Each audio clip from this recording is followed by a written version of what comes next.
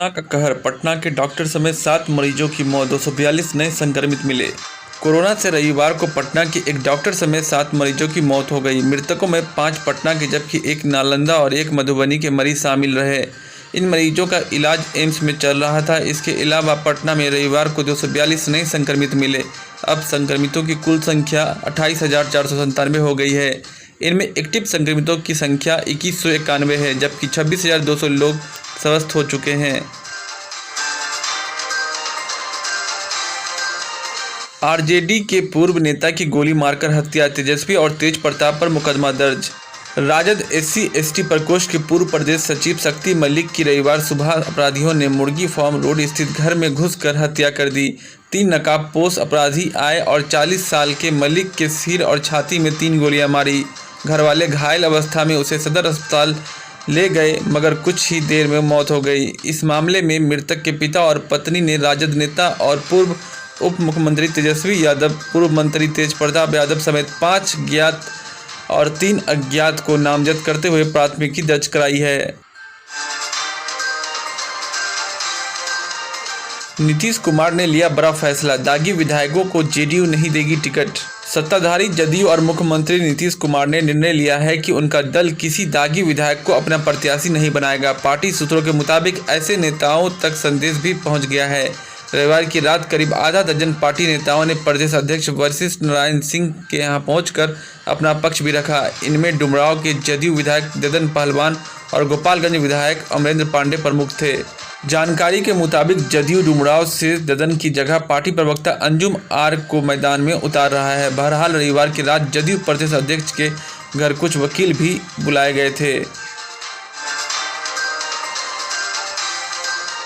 पूर्व केंद्रीय मंत्री की बेटी शूटर श्रेयसी सिंह बीजेपी में शामिल, कहा बिहार को विकसित राज्य बनाने में पार्टी की मदद करूंगी।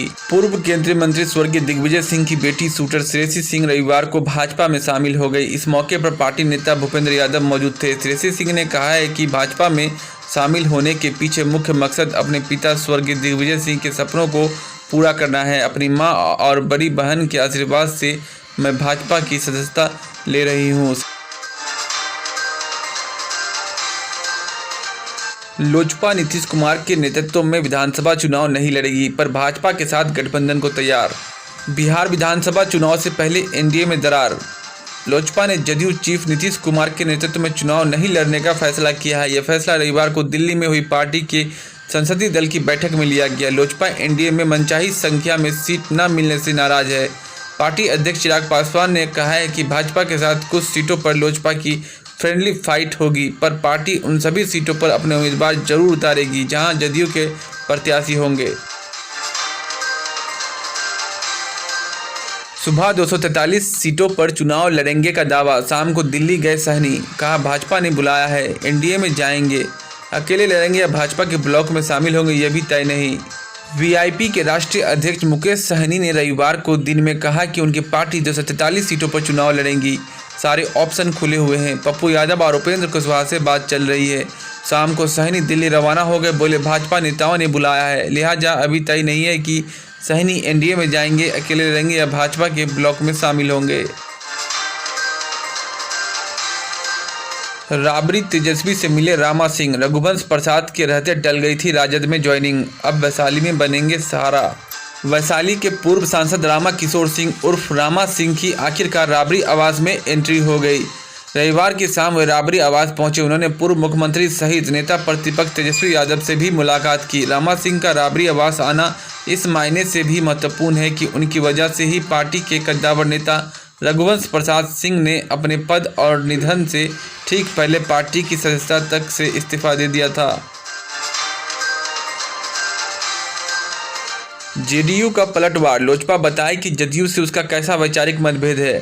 लोजपा के बयान पर जदयू ने पलटवार किया है। प्रदेश जदयू के कार्यकारी अध्यक्ष डॉक्टर अशोक चौधरी ने कहा है कि लोकसभा चुनाव जदयू के साथ लड़ते हैं। चिराग पासवान नीतीश कुमार से बार बार आग्रह कर उन्हें अपने क्षेत्र में ले जाकर प्रचार कराते हैं और जीत जाते हैं।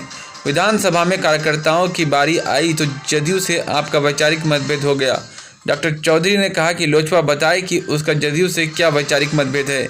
नीतीश कुमार ने दलितों को नौकरी दी, 15 साल में दलितों के कल्याण के लिए बजट का 40 गुना बढ़ाया।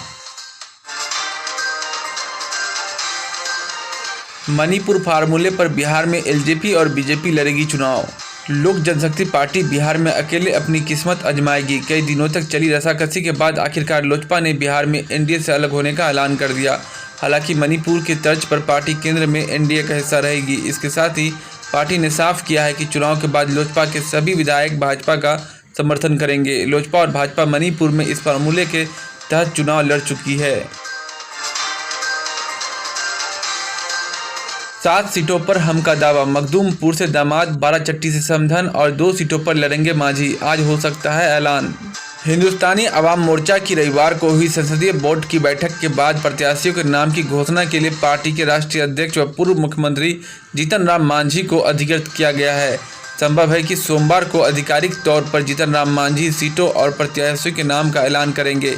हालांकि राष्ट्रीय प्रवक्ता दानिश रिजवान के आवास पर हुई बैठक में सीटों और प्रत्याशियों के नाम पर चर्चा हुई।